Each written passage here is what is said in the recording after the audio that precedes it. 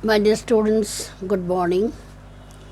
I am Anita Ghosh, Dr. Anita Ghosh, Head of the Department of English, RDS College, Muzaffarpur. Now, today I am going to deliver my lecture on eco-criticism, PG semester 2nd, CC 8, Unit 2nd. Eco-criticism is a broad way for literary and cultural scholars to investigate the global ecological crisis through the intersections of literature, culture, and the physical environment. Eco-criticism originated as an idea called literary ecology, Meeker 1972, cited under general overviews and was later coined as an ism. Ruckert 1896, cited under general overviews. Eco-criticism expanded as a widely used literary and cultural theory by the early 1990s with the formation of the Association for the Study of Literature and Environment ASLE at the Western Literary Association 1992, followed by the launch of the flagship journal ISLE Interdisciplinary Studies in Literature and Environment in 1993, and then later the publication of the Eco-criticism Reader, uh, Glotpelte from 1996, cited under collections of essays. Eco-criticism is often used as a catch-all term for any aspect of the humanities, media, film, philosophy, and history, and addressing ecological issues, but it primarily functions as an it is primarily functions as a literary and cultural theory. This is not to say that eco-criticism is confined to literature and culture. Scholarship often incorporates science, ethics, politics, philosophy, economics, and aesthetics across institutional and national boundaries. Eco-criticism remains difficult to define. Originally, scholars wanted to employ literary analysis rooted in a culture of ecological thinking, which would also contain moral and social commitments to activism. As Glotpelte and Prom 1996 famously states, eco-criticism takes an earth-centered approach to literary studies rather than an uh, anthropomorphic or human-centered approach. Many refer to eco-criticism synonymously as the study of literature and the environment or environmental criticism. It is interdisciplinary and cultural. Eco-criticism has been divided into waves to historicize the movement in a clear trajectory.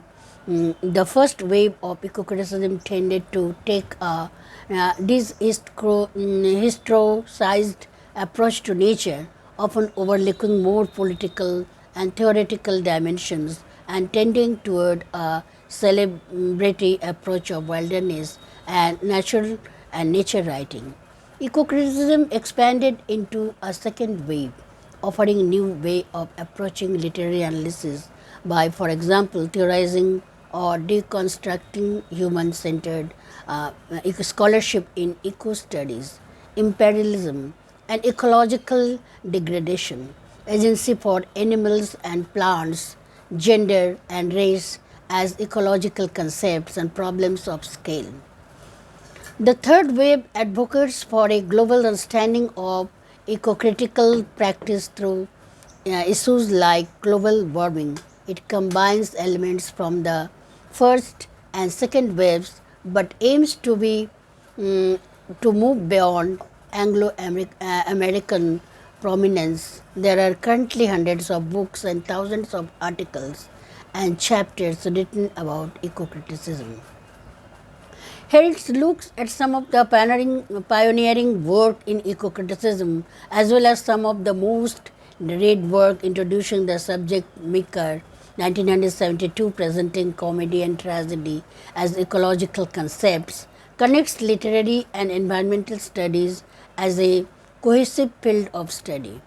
As an ethnologist and comparative literature scholar, Meeker helped to pioneer the critical discussion of eco-criticism in what he called literary ecologies. Following Meeker, Ruckert 1996, first published 1978, actually coined the term eco-criticism, arguing for a way to find the grounds upon which the communities, the human, the natural, can coexist, cooperate, and flourish in the biosphere.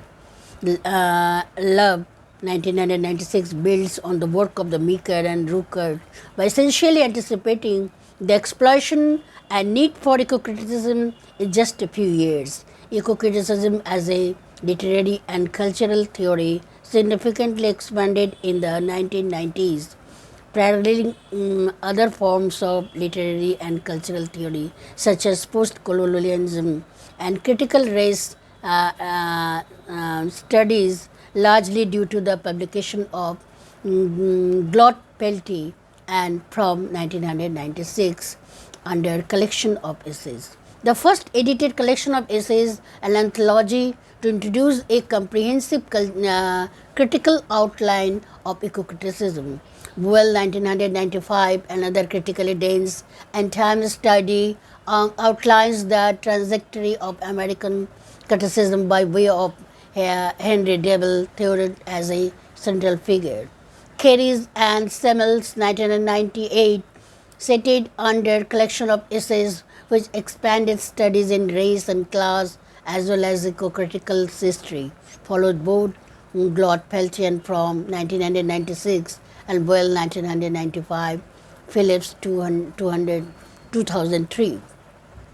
Offers a skeptical and irrepressible critique of eco-criticism, otherwise quite praiseworthy, broadening as mystical celebration of nature in the scholarship of the 1990s. Gerard 2012, first published in 2004 along with Coupe 2000 under anthologies and Armbruster and Wallach 2001 under nature writing, serves as a political and theoretical true in criticism because it addresses more of the second wave concerns about animals, globality, apocalypse. Clark 2011 is a contemporary overview that integrates a unified critical history of the waves, including nature writing, literary periods, theory, and activism, while it also provides sample readings that deploy specific eco-critical methods to literary text. Gerard 2014 is the most recent overview volume with many noteworthy eco-critical scholars. It serves as a somewhat uploaded version of Glot Pelty and from 1996. If you found Marxist criticism challenging, will likely find eco-criticism much easier. Eco-criticism first became a major theoretical movement in the 1990s. It seeks to relate literature to the natural environment with the hope that we can take action against climate change and the destruction of natural habitats. Eco-criticism thus has a strong ethical suspect, as the reading of literature should ideally inspire political activism and real change. Conversely, practical action must be driven and directed by sound ecological theory, and here too the study of literature can help. Eco-critics believe that we also have to investigate the concept of nature itself. Societies frequently view their own hierarchies and codes of conduct as natural rather than as artificial and man-made. Literary texts can help us to realize how human beings use nature for their own ends. At the same time, literature texts also teach us to appreciate nature fully. They describe the beauty of our environment and they give us the desire to ourselves in the natural world. Wordsworth's Nature, a great example of eco-critical reading of Wordsworth. I wandered lonely as a cloud of Scott Hayes's article, John Clare, William Wordsworth, and the framing of nature.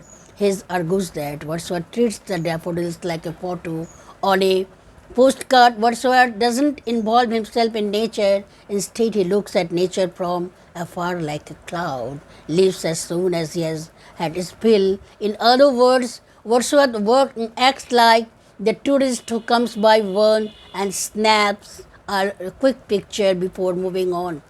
In the end, Wordsworth seems more concerned about his own feelings than about nature. The narrator composes the landscape into aesthetic form from a single point located outside that landscape, exactly in the manner of a picture's viewer, or in the process constructs a purely visual and seemingly disembodied subjectivity. I mean, as it claims to connect to nature, views that nature through a kind of invisible frame and turns it into a resource for the construction of his own seemingly autonomous self.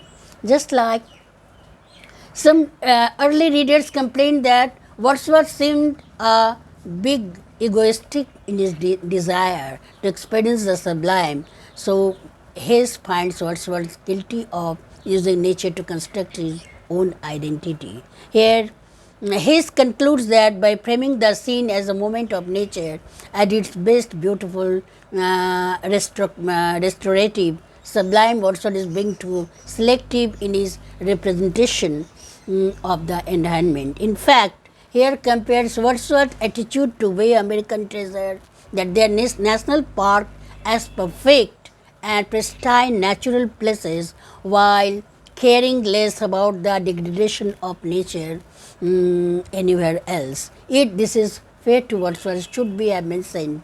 Yet is this fair to Wordsworth? Should he have mentioned that he saw some garbage on the side of the road, that he was planning to spend a Saturday planting on urban garden?